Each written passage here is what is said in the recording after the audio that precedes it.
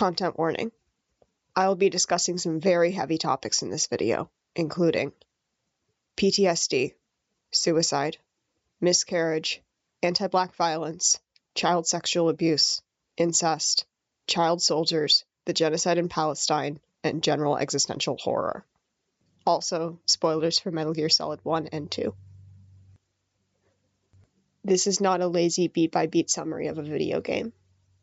I will not detach myself, I will not shy away from getting political, and I will not avoid talking about difficult subject matter, because I love this game, and that is what it wants me to do. Metal Gear Solid 2 is about what is passed down from parent to child, for better or worse. This applies to almost all the major characters in some way. Fat Man, Fortune, Olga, Raiden, Solidus, Snake, Otacon, Emma. They are the titular Sons of Liberty. This is a tale of people living with the burden of being someone's child, desperately struggling to find their place in a world they have very little control over, trapped in their own double helix. Fat Man and Solidus just want to leave a mark on the world, to go down in history in any way, no matter how morally bankrupt or soulless. Because they're fictional, I can say that Dead Cell is so camp they literally slayed and served, but they are terrorists, and that is explicitly a result of lacking emotional guidance, which rings disturbingly true to real life. Stillman blames himself for how his student turned out. People only know what they are taught, after all. Fat Man is the most free of his parental figure of anyone in the cast, and that's not a good thing. Olga and Fortune are mirrors. They are both in the military because of their fathers, who died at the same time. They step up to be leaders, but they are still living in someone else's shadow. However, the lack of agency is the point. I would argue that their dads only matter to the story as an extension of their daughters, not the other way around. As we later find out, Olga is under orders to help you because the Patriots stole her newborn baby. She is aware of her role in the simulation, but cannot do anything about it. She says she's going to start living for herself after the Big Shell incident, but she never has the chance, because she has to be a mother first and foremost. Fortune's background is different from Olga's, but parallel. In a very short amount of time, her father was shot, her mother killed herself, her husband was falsely sent to prison and died as well, and then she miscarried. Understandably, she has stopped caring about the world and her own life. And I think it's intentional that she's a Black woman. The first game is definitely aware of racism and eugenics. Fortune being denied the right to have and raise a child, not to mention the violence committed by Ocelot and the US government against her family, is not just horrifying on the individual level. I think it's meant to be representative of the disenfranchisement and incomprehensible evil that African Americans have endured for centuries. The Patriots are America incarnate, after all. I don't have the right to speak with authority about representation as a non-Black person, but this is an important layer of the text. I think marginalized women should be allowed to want to destroy the world. But I can't talk about Fortune without bringing up this quote from Puella Magi Magica Magica. 私たちこのまま二人で怪物になってこんな世界何もかもめちゃくちゃにしちゃおうか。嫌なことも悲しいことも全部なかったことにしちゃえるくらい壊して壊して壊しまくってさ。それはそれでいいと思わない？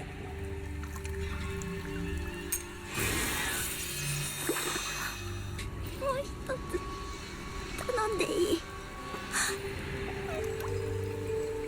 私魔女にはなりたくない。嫌なことも悲しいこともあったけど守りたいものだってたくさんこの世界にはあった。In the end, she gets the release she's come to want. But even that was according to the script. She may have been a pawn in a game, but her magic was her own. And the last thing she does is turn on Ocelot and protect the others. It's a small act of defiance, too little too late. She and Olga die just like their fathers, bound by forces much larger than them. The most emotional part of the story to me is the small-scale tragedy of the Emmerich siblings. When she was 6 and he was a teenager, Hal's father drowned himself and almost killed Emma as well. While that was happening, Hal was being raped by his stepmother, and he blames himself for everything. Emma moved to England with her mother after the incident, and returned to the US after her second stepfather attempted to assault her. She became a programmer and ended up on The Big Show, assisting the plan to set off a nuclear bomb over New York City, just like Otacon designing Metal Gear in the first game. As you escort her to the computer room, trying to help her cope with her PTSD, she is stabbed, and she doesn't make it. Hal, I always... What is it?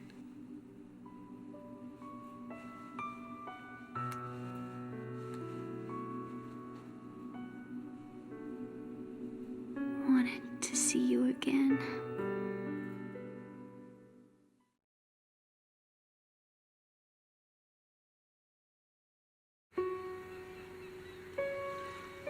You don't hate me? Never. I never wanted to get in your way. I never wanted to hurt you. I thought that with Arsenal, if I followed in your footsteps, I could be closer. I just wanted you to look at me. Look at me as a woman. I could never do that. Don't be so honest. It hurts. Sorry. Can I ask you one last favor? Sure. Call me Emma. What? Please call me Emma.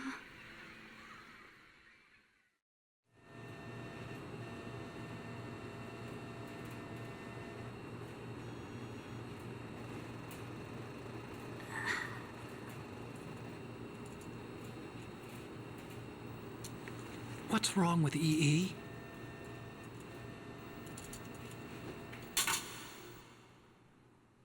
Emma?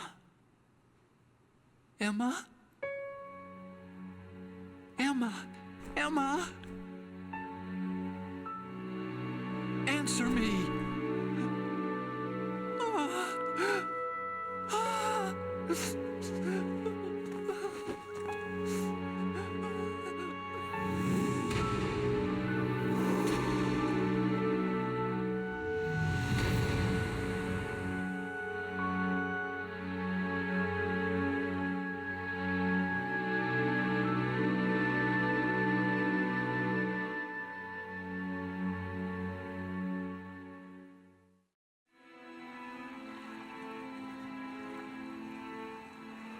I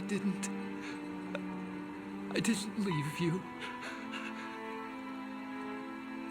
Because of the accident, I had a relationship with your mother. She seduced me. And it went on. My father's death was no accident. He took his own life.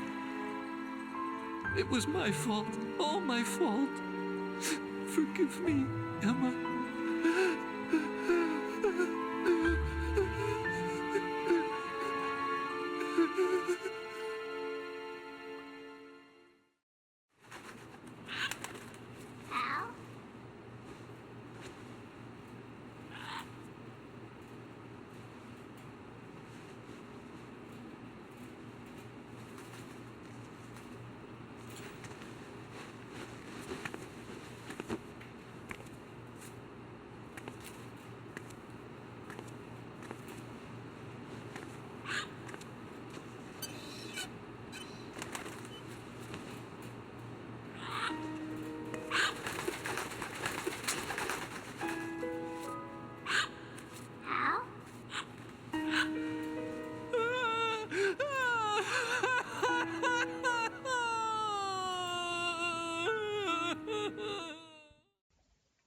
They only reunite in person as she's dying. He only calls her Emma when she's already gone. And then her parrot starts talking. It's no coincidence that Emma is associated with a bird that echoes the words and behaviors of others. Monkey see, monkey do. This is what trauma does to a person. Emma is a desperately lonely girl who grew up in a house with two people who should never have been allowed to live under the same roof as a child. Of course she picked that up. Her replicating that behavior is part of the tragedy of not being able to escape this awful legacy of nuclear weapons and incest. The truth is, my grandfather was part of the Manhattan Project. He suffered with the guilt for the rest of his life. And my father, he was born on August 6th, 1945. The day of the Hiroshima bomb. God's got a sense of humor, all right. 3 generations of Emmerich men. We must have the curse of nuclear weapons written into our DNA. Otacon is trapped in the same cage as his sister. But he still has a chance to break free. Because he's alive. And he has a partner who loves him. By working together to stop nuclear war, they are rejecting their fathers. We have a responsibility to the coming generations, to the world. What responsibility? To keep track of the mistakes we've made as a species. We need to remember, to spread the word, to fight for change. And that's what keeps me alive. You think you can change the future? I'm not as arrogant as that. Hal, I miss you. Hal, I miss you.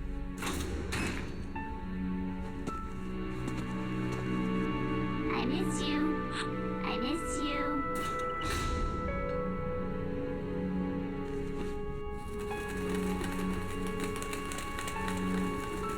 What Hal says to himself as he breaks down after his sister's death is so moving to me. And if you are a survivor, I think it will hit even harder. You and me, we're the same.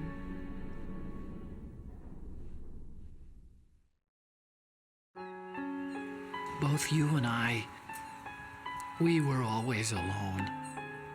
Always.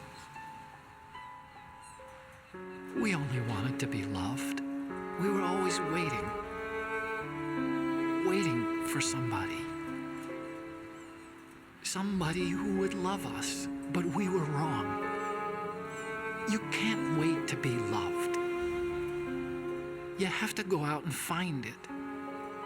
4 years ago, I realized that you can't just wish for a happy family. You have to make it happen. I only wish I knew that sooner. I learned that I could love, as you probably did, Emma. For there to be a scene where a male character gets to cry and talk about their sexual trauma to the best of their ability, and it's treated with weight and empathy, and he gets a big hug from his boyfriend, I don't think I've ever seen that in a story before, and that makes me really sad, but it's so important. We need more of this, in fiction and reality. Let men process their trauma. The world will be a better place for everyone if we can have honest conversations about abuse instead of staying silent. I was not expecting a heartbreaking exploration of sexual trauma from this 2001 action game, but that was only the first way it surprised me. It's time to talk about the main character and the rest of what the game is saying. After a prologue where you play as Solid Snake for 2 hours or so, you start the real game as Jack, aka Raiden, with your girlfriend Rose and Colonel Campbell from the first game on call. You're sent in circles, told to do backflips over railings and disarm bombs, And unlike Snake, Raiden is not at all a proper action hero. In fact, it's almost like he's a stand-in for the player. He's young and snarky, and was trained in VR. I was part of the Army's Force 21 trials. Force 21? That's about tactical IT deployment, right? Any field experience? No, not really. So this is your first. I've had extensive training, the kind that's indistinguishable from the real thing. Like what? Sneaking mission 60, weapons 80, advanced VR, huh? but realistic in every way. A virtual grunt of the digital age, that's just great. That's far more effective than live exercises. You don't get injured in VR, do you? Every year, a few soldiers die in field exercises.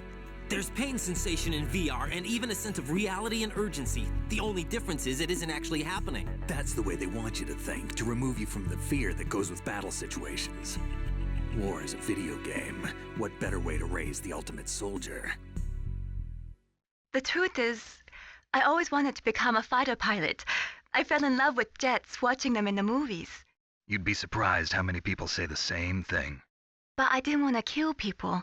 That's when I heard that the U.S. Air Force needed people to do BDAs, battle damage assessment. But there are no pilots who only do BDAs. That's right. But by the time I learned that, I was already an expert in my field. You carry on with this crazy mission, occasionally getting into comedic hijinks.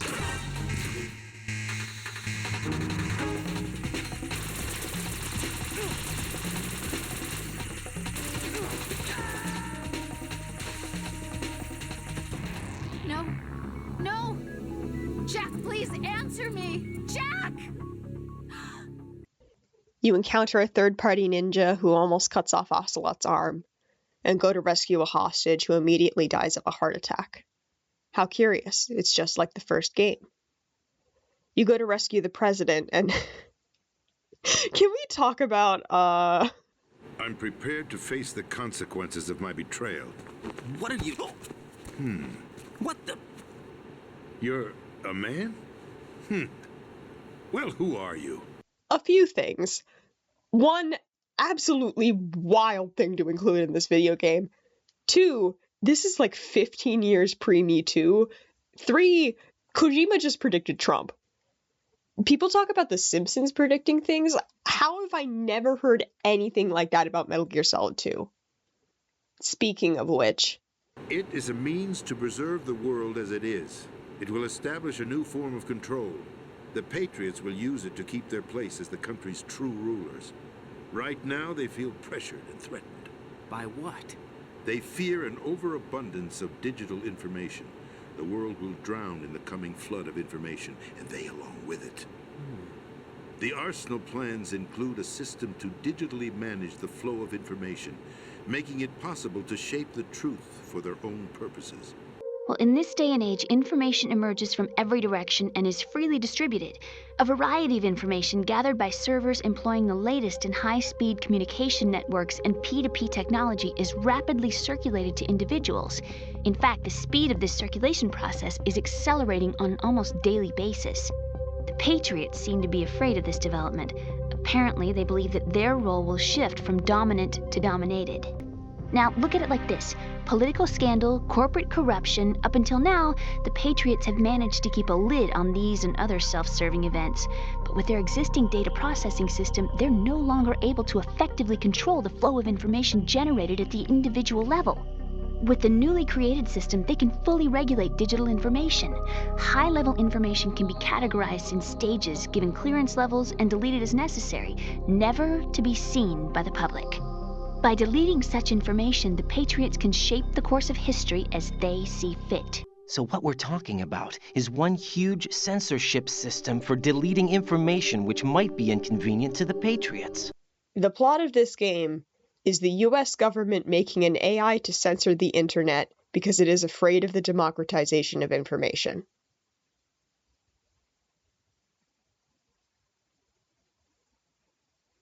After Emma's death, Raiden gets captured and strapped to a torture machine, just like the first game. And this is where everything comes together, and Jack being a reflection of the player really matters. I'm going to let the game speak for itself for a bit. The 80s. A civil war. You were one of the best among the child soldiers that fought in that conflict. When you were barely 10 years old, you became the platoon leader of the small boy unit.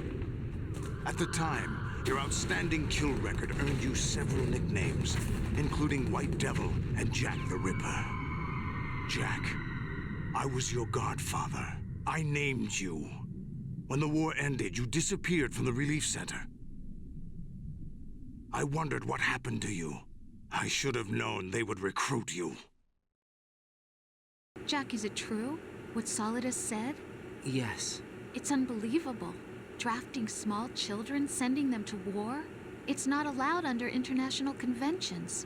ICC rules don't mean a lot in war. Someone told me that there are over 300,000 children in combat right now. I was just one of them. So you remember? I thought your memory had been manipulated by them.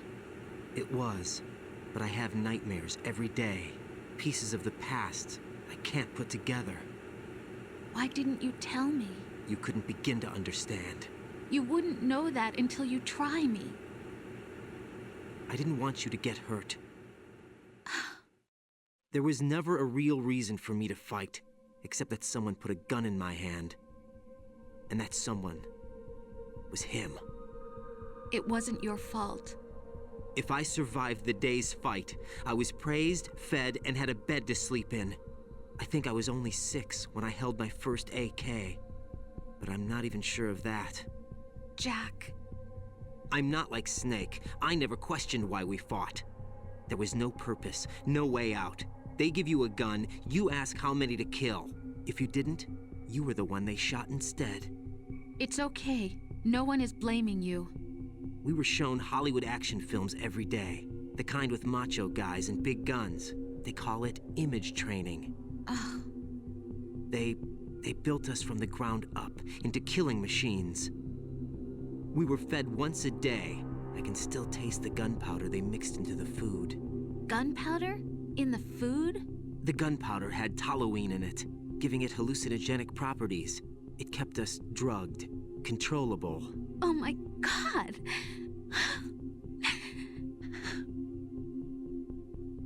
When the Civil War ended, those of us who survived were taken in by NGOs.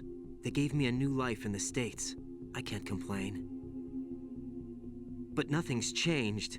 The only people who have no problem with my past have secrets and agendas of their own. Terrible nightmares. Every night. I can never forget. Jack. I'm afraid of the night. That's why I don't sleep next to you. You should have told me. Told you what? That I'm a killer? And always have been?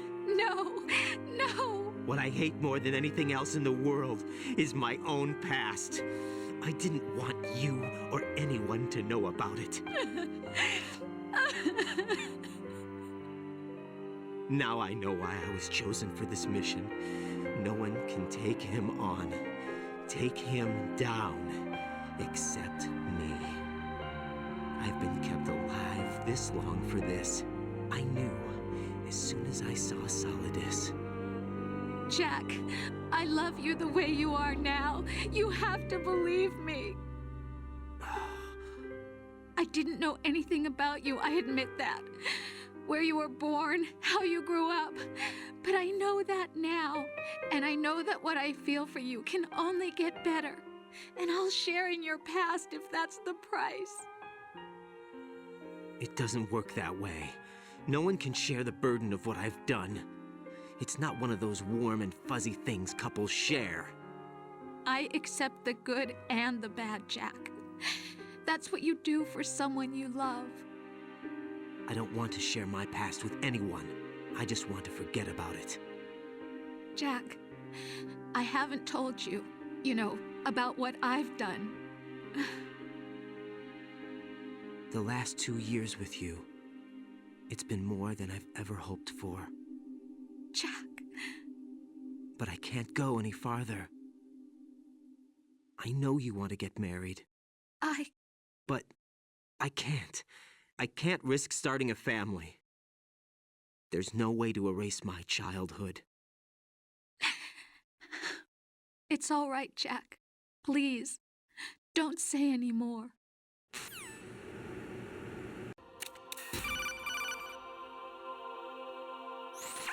Raiden, do you copy?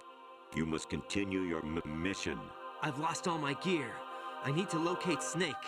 He was never factored into the simulation. Leave him out of this. I can't do much naked, especially in this temperature. That's true. You won't be able to attack or enter the hanging mode either. I think Snake has my gear. Raiden, take out Solidus and his men. You must recover Arsenal intact. Colonel, are you under orders from the Patriots? Your role, that is, mission, is to infiltrate the structure and disarm the terrorists. My role? Why do you keep saying that? Why not? This is a type of role-playing game. The point is that you play out your part, and I expect you to turn in a perfect performance. Colonel, I just remembered something. What? That I've never met you in person. Not once. Complete your mission, according to the simulation. Colonel, who are you? No more questions. We have Rosemary. What do you mean by that? Over and out.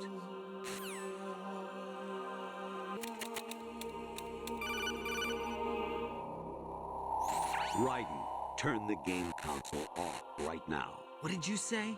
The mission is a failure. Cut the power right now. What's wrong with you? Don't worry, it's a game. It's a game just like usual. You'll ruin your eyes playing so close to the TV. What are you talking about? Honestly, though, you have played the game for a long time. Don't you have anything else to do with your time?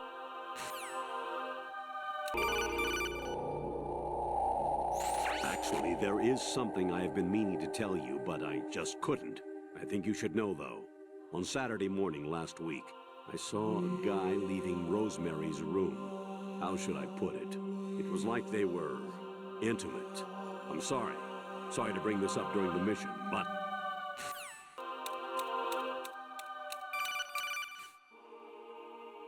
I hear it's amazing when the famous purple stuffed worm in Flapjaw space with the tuning fork does a raw blink on Harry Carey Rock. I need scissors. 61.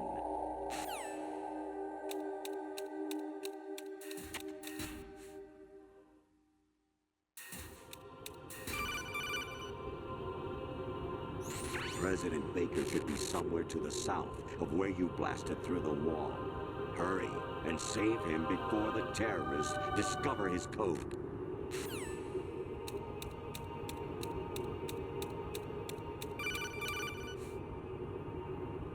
I was a North American fall webbler in my past life. Oh, those were the good old days. What were you in your former life?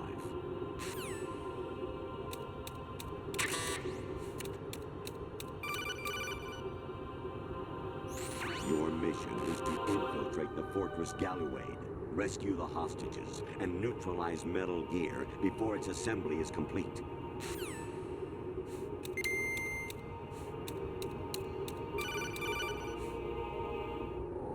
You got a PSG-1? You can use that against Sniper Wolf. Hurry up and save Meryl.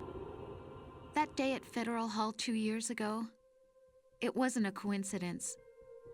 I was ordered to keep an eye on you. Keep an eye on me? Yes, by the Patriots.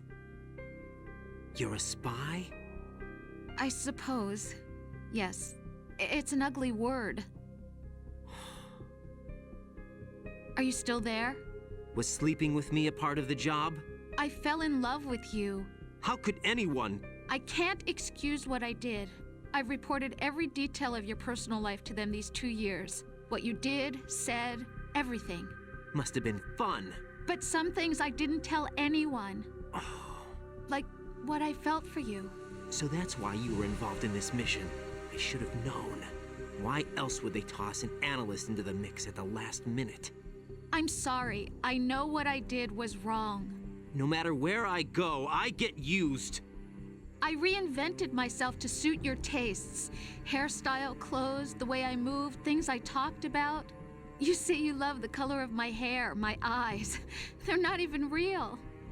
You must have gone over my psych profile with a fine-tooth comb. It was my job. Great performance.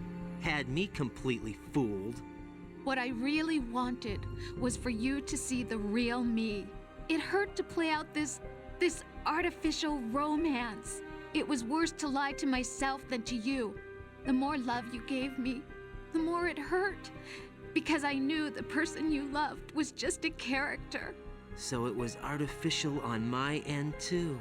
It was just a game, not the real thing. Oh, Jack. I feel better knowing that. What? I was in love, or thought I was, with someone who didn't exist. I was trying to be someone I wasn't by loving what wasn't real. I don't know who you really are. The person I knew isn't real. She's not the woman I'm talking to right now. In a sense, the deception was my own, not theirs. Jack, I thought I was acting because that was my job. But I did fall in love with you. That wasn't an act. You expect me to believe that? It's okay. You had your reasons, right? Hey, I understand, but I have nothing left to... Jack! What? I'm carrying... I'm pregnant, Jack. Rose, what's going on? I think it means you've been talking to an AI. That's impossible.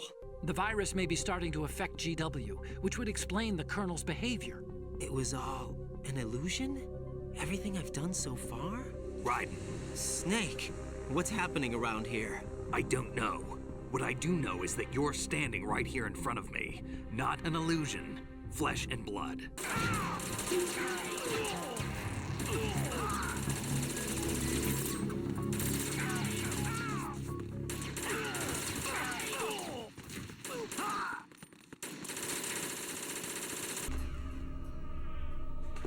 Jack, I've been watching how you fight. It looks like you've remembered the way you used to kill in the old days. Or is it one of the S3 plan's proud achievements? What are you talking about? S3 stands for Solid Snake Simulation. It's a development program to artificially reproduce Solid Snake, the perfect warrior. The result is a Foxhound Commando. When Foxhound no longer exists, a simulated Solid Snake shaped by VR regimen. Sound like someone you know, Jack? I'm sorry to see you reduced to one of the Patriots' puppets. But I've made use of you, and their plan too. Jack, those days during the Civil War were as real as they come. Every day was absolute. Split between life and death. You ran from it, and now you've been led back to war by something less than real. All those story beats that were just like the first game, they were on purpose in universe. Did you want to play as Solid Snake and have fun shooting people? This is you. You are Raiden, the child soldier raised on action movies and video games, dancing in the palm of the US government's hand. You are not allowed to be comfortable. You are not allowed to look away. This is not breaking the fourth wall for a quick joke. It is a meta-narrative with purpose. And I think it was the first video game to ever do something like this. Doki Doki Literature Club is beloved for its meta-horror. People talked about how scary it is and how something like it has never been done before. And I mean no disrespect to that game, but it is 16 years too late to be called the first at anything. It's such a well-executed reveal, too. It's so obvious in retrospect that you've been talking to an AI the whole time. The tutorial you get about how to use your radar is word for word what Mei Ling said in the first game. It literally just copy-pasted and passed off the explanation of the woman of color who designed it as its own. Of course it did. That's what AI does. It just steals shit. And just listen to Campbell's line delivery. Raiden, look at that wire fence. You may be able to crawl through it. Crouch down using the crawl button. Then push the left stick in the direction you want to move. Push the crawl button again to stand up. You can use weapons even while crawling. This is different from VR training, so you keep that in mind. Genuinely, shout out to the voice actor for yapping on in that booth for however long, having to sound robotic, but not so robotic that it completely gives it away. That takes skill. The game is also so good at being a sequel. It takes everything that was good about the original and expands upon it in such a smart way. From talking about genes and nature versus nurture, to focusing on the social bond between parent and child. From talking about nuclear weapons, to exploring the modern technological horror of the internet.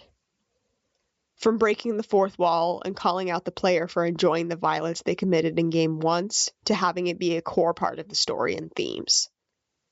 The word postmodern has been so oversaturated that it feels silly to invoke it, but no, I'm using it correctly. This is a postmodern text.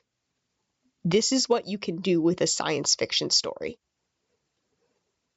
Taken at face value, Metal Gear Solid 2 is rather silly.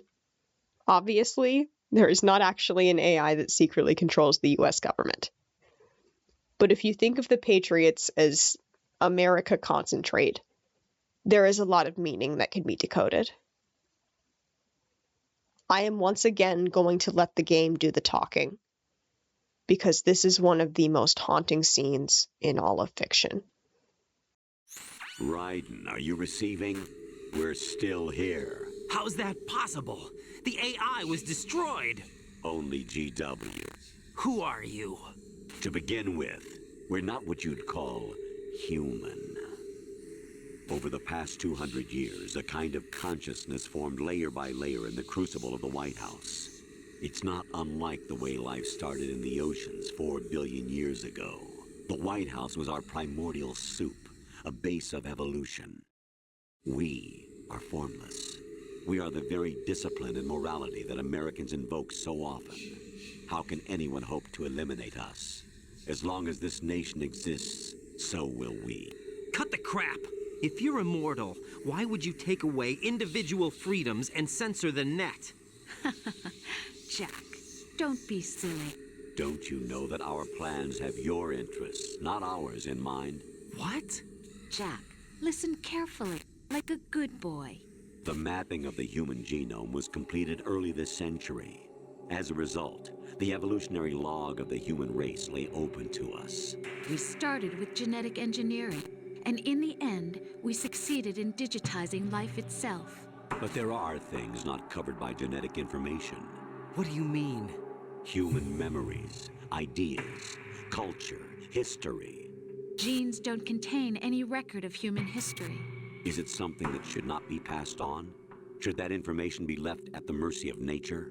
We've always kept records of our lives, through words, pictures, symbols, from tablets to books. But not all the information was inherited by later generations. A small percentage of the whole was selected and processed, then passed on. Not unlike genes, really. That's what history is, Jack.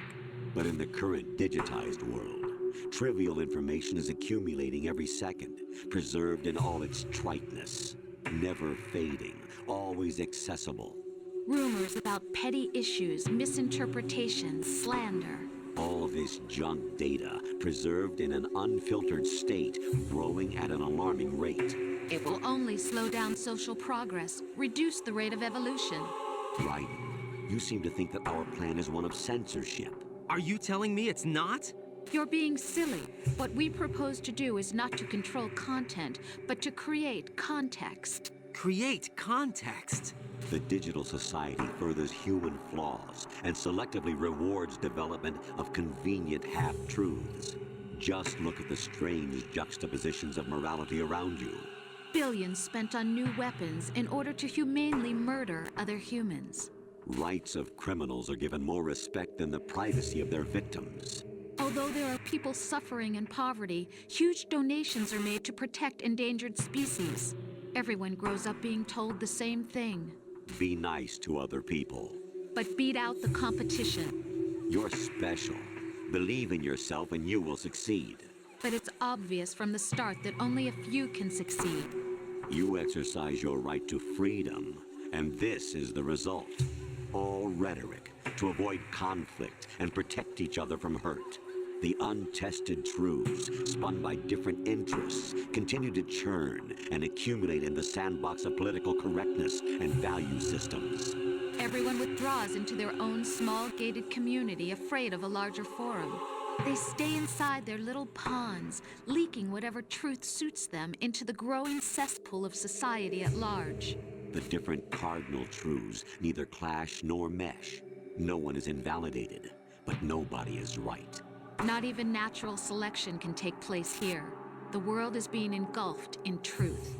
And this is the way the world ends. Not with a bang, but a whimper. We're trying to stop that from happening. It's our responsibility as rulers.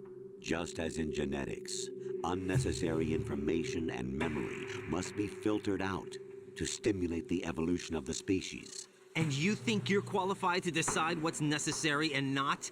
Absolutely. Who else could wade through the sea of garbage you people produce, retrieve valuable truths, and even interpret their meaning for later generations? That's what it means to create context. I'll decide for myself what to believe and what to pass on. But is that even your own idea? Or something Snake told you? That's the proof of your incompetence right there. You lack the qualifications to exercise free will. That's not true. I have the right. Does something like a self exist inside of you?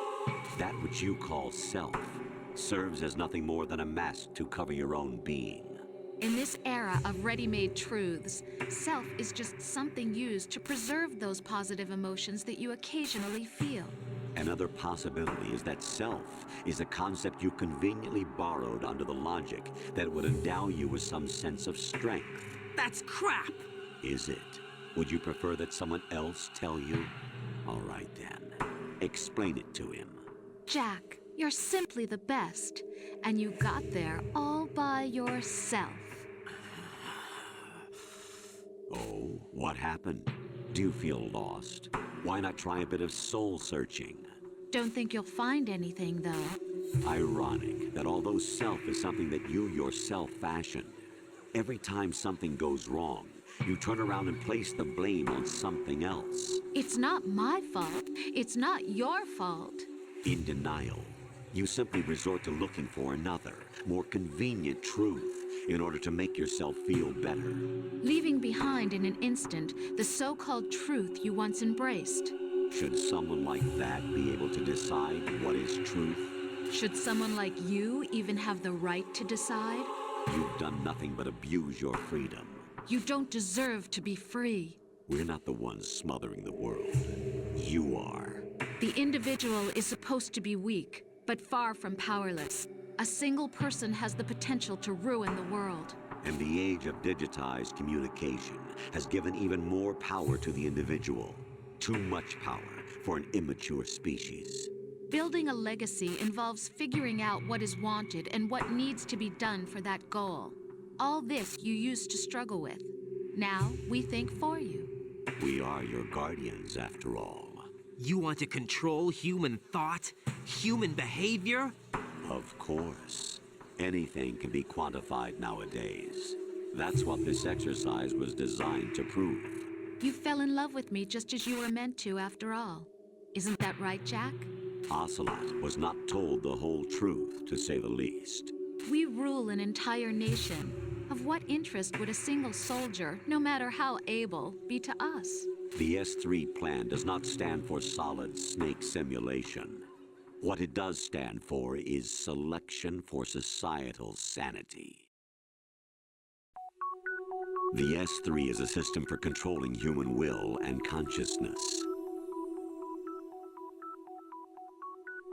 S3 is not you, a soldier trained in the image of Solid Snake. It is a method, a protocol that created a circumstance that made you what you are. So you see, we're the S3, not you.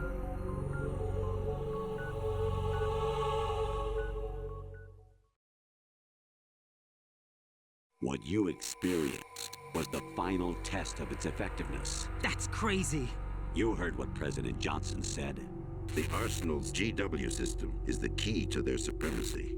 The objective of this exercise was to establish such a method. Solidus raised plenty of other child soldiers. Do you know why we chose you over them? It was because you were the only one who refused to acknowledge the past. All the others remember what they were and pay for it daily. But you turn your back on everything you don't like. You do whatever you like, see only the things you like, and for yourself alone. Yes, Rose can attest to that. You refused to see me for what I was. I lied to you, but I wanted to be caught. You pretended to be understanding, to be a gentleman. You never made a conscious attempt to reach out to me. The only time you did was when I gave you no choice but to do so. I was just trying not to. What? Trying not to hurt me? Dear, the one you were trying not to hurt was yourself. Avoiding the truth under the guise of kindness is all that you did. It occurred to you to do nothing but look out for yourself. Even if you claim that it was for my sake, that feeling was nowhere to be seen.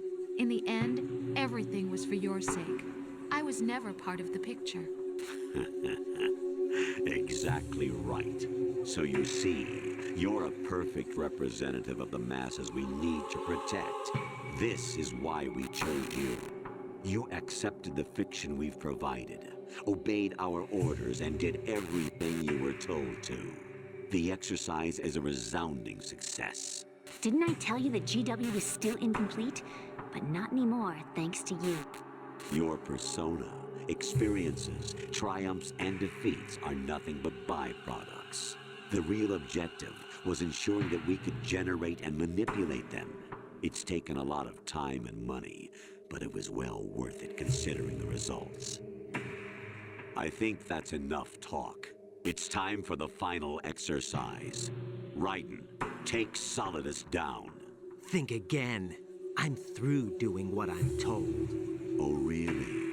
Aren't you forgetting something? If you die, my child dies. The termination of vital signals from your nanomachines means the death of Olga's child. Not to mention the death of Rose. She's wired the same way. Rose, does she actually exist? Of course I do, Jack. You have to believe me. Damn! It will be a fight to the death. Solidus at least wants you dead. We will collect the necessary data from this last fight. Then we'll consider the exercise closed. So, Jack the Ripper, will it be Solidus, the Patriot's creation, or you, Solidus's creation? Our beloved monsters, enjoy yourselves. This game came out in 2001. As someone who was born post-American 9/11, I can only see the legacy of violence and bigotry that the government, press, and hegemonic society wrought. An entire part of the world dehumanized for over 2 decades. And who am I kidding? For centuries before that as well. That scene with the Patriots was scary and relevant in 2001. In 2024, it's genuinely bone-chilling. There is a genocide happening in Palestine. Photos and videos of the violence Israel is committing are able to be circulated by ordinary people.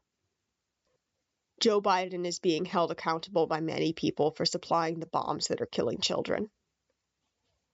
And the US government and major press are very, very much afraid that they no longer have uncontested power over the narrative. Digital censorship is a big concern right now. I have no desire to make money off this video, but I can almost guarantee that I wouldn't be allowed to even if I tried, because I said the word suicide instead of this. Old people watch Fox News and are spun into a ball of hate and fear and ignorance. Tech bro incels churn out AI images to masturbate to. Teenagers use ChatGPT to plagiarize their English papers for them and talk to characters. Children play Call of Duty and listen to Andrew Tate, and the world is burning in order to make this happen. Our beloved monsters, enjoy yourselves.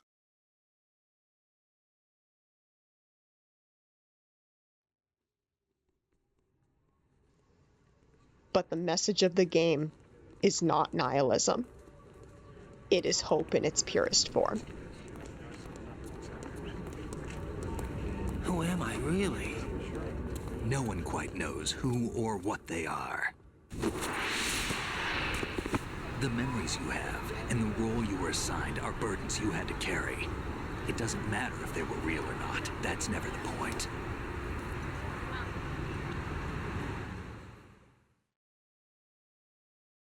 There's no such thing in the world as absolute reality.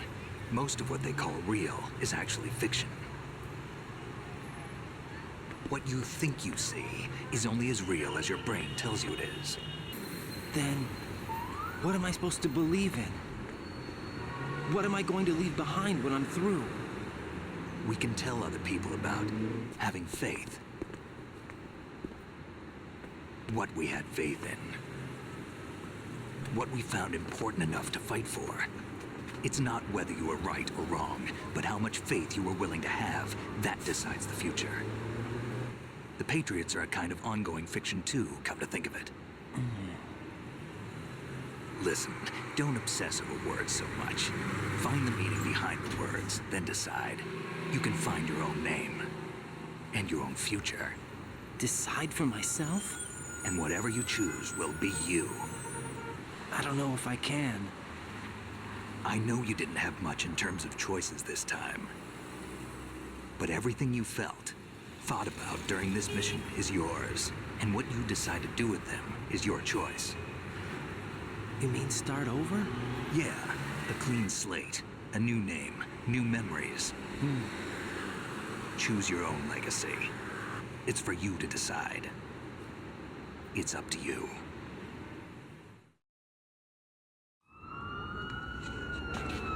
By the way, what is that?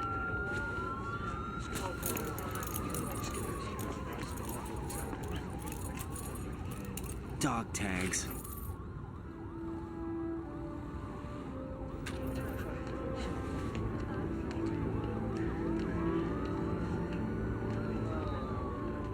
Anyone you know? No, never heard the name before. I'll pick my own name and my own life. I'll find something worth passing on.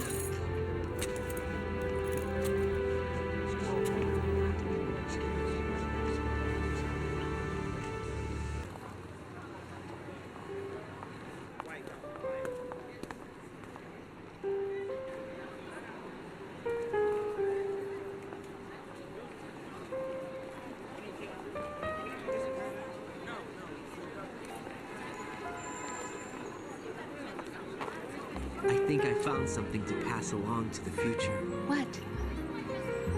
He said all living things want their genes to live on. Are you talking about the baby? Yeah. The genes aren't the only thing you pass on. There are too many things that aren't written into our DNA. It's up to us to teach that to our children. What kind of things? About the environment, our ideas, our culture, poetry, compassion, sorrow, joy. We'll tell them everything together. Is that a proposal?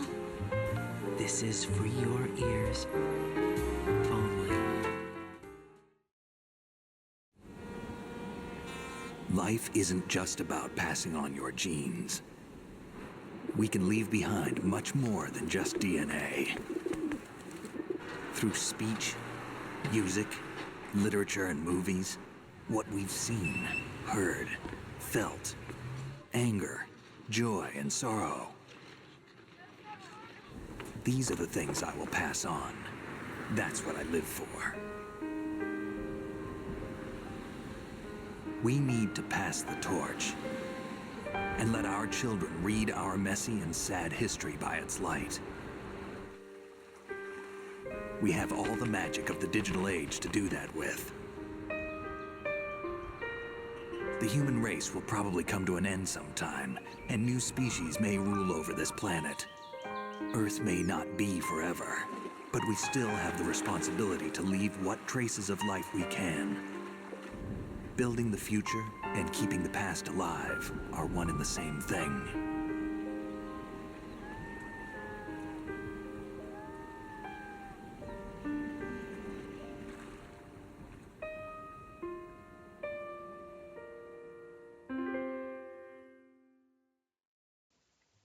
What we consider reality is made up of narratives.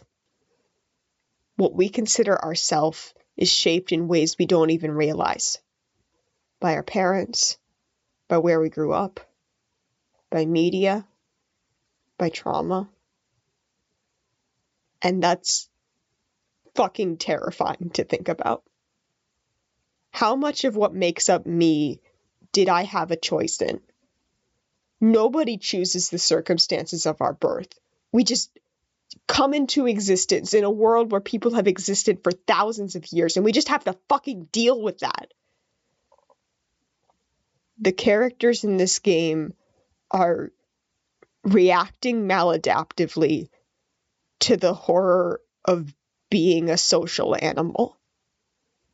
We humans are messy, flawed creatures whose brains do things like blame ourselves for being abused. The Patriots say we don't deserve to be free because of this. Fuck that. I grew up in the US.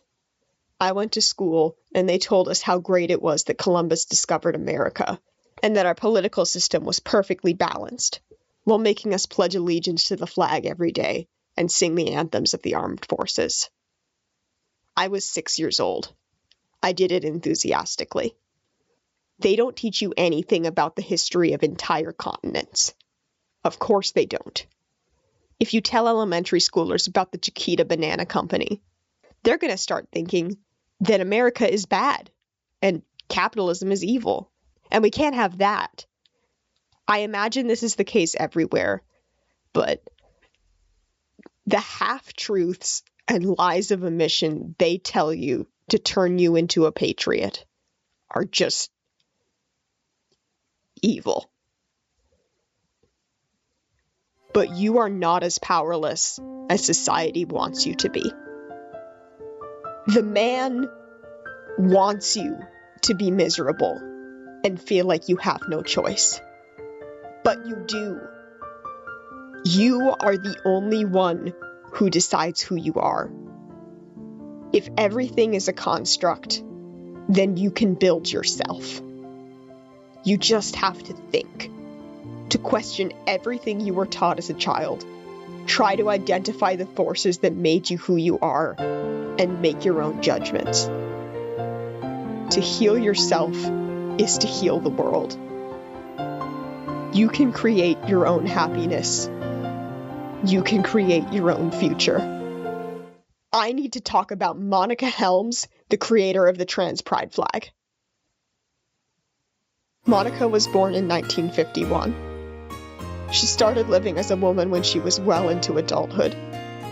Before settling into the label of trans lesbian, she thought of herself as bisexual and a cross-dresser for a time, and found meaning and community in the part of her life she lived as a man. She sewed the flag in 1999 as a symbol for herself and started bringing it to pride parades. People asked her about it, and it caught on, mimetically, because it's a good flag. She did trans activism for a couple decades, and now she's an old lady enjoying retirement with her wife Darlene. And I can't think about her without crying. She is proof of queer happiness. She is hope that trans lives are worth living. I don't mean to disrespect her by saying she embodies the themes of a video game, but she really does. The message of this game applies to every person on Earth, but if you're trans, it is going to hit. Trans rights are human rights, after all. I want to thank Trish and Rose for sharing their perspective at the end of Alexander's playthrough, because that really made it click for me, and I don't want to take credit as a cis person for pointing out this game's queerness. Also, to quote one of the funniest headlines of all time, Keanu Reeves says he didn't know The Matrix was a transgender allegory, but thinks it's, quote, cool. So, I haven't watched The Matrix, but Kojima definitely did, and guess what? This game also ended up super fucking trans. The other demographic this ending speaks to is people with CPSD. This is why it's important that the Emmerich siblings are sexual abuse survivors. Why Otacon saying, "You can't wait to be loved, I only wish I knew that sooner," is so powerful. It's about reclaiming yourself. Recognizing that what you experienced was wrong and in no way your fault, and finding a way to live with that. There is a game that I love dearly called Franbo. It was made by two people, Natalia and Isak Martinsson, a married couple living in Sweden. Natalia did the story and art and put a lot of her experiences growing up in Chile into the work. It's about a mentally ill child going on a surreal adventure to escape the awful asylum she's in and find her beloved cat, Mr. Midnight. Creatures called Kamala sit next to the children, telling them that they're worthless and crazy and should kill themselves. It feels so obvious to represent depression and trauma as these literal shadows looming over you, popping up when they aren't wanted. But something about it is so honest. If Kamalas go through a painful transformation, they can become Valokas, eternal beings of light. Even with hallucinations and intrusive thoughts doing everything they can to trap her in misery, Fran is able to find love and joy in her cat and in the natural world of Athirsta. It's ambiguous how much of the game is real and how much is magic or the result of her schizophrenia, but that doesn't matter, because it's about living with mental illness. As a teenager, realizing how terrible the world is, feeling like I wasn't in control of my own brain, without the coping skills I have now through years of practice, the last line of Franbo genuinely changed my life. I still don't know many things, but one thing I do know, that between guilt and fear, I choose happiness. If I had played Metal Gear Solid 2 as a teenager, I think it would have been as foundational in giving me hope as Franbo and Madoka Magica were. I love art. I love stories. For all the evil that we're capable of, I love humans. I love this game, and it's inspired me to draw and share what I see in it with other people. When Save Data played the game, I made a donation with a content warning when the part about the Emmerich siblings came up, because there are going to be people in the audience who have experienced something similar, and they deserve the safety of knowing what is about to be discussed. When they finished, I shared my explanation of the trans reading of the game, because I find it so beautiful, and I knew it was sure to resonate with someone. And now I'm making this video, because I love creating, and this is what I want to pass on. You, watching this video, whoever you may be, think about who you are and be yourself with purpose. Find friends who you can talk to and bring you joy. If possible, seek therapy and gender-affirming care. Never stop thinking. Never stop loving. You can heal. You can be happy. You can be free. You deserve to be free.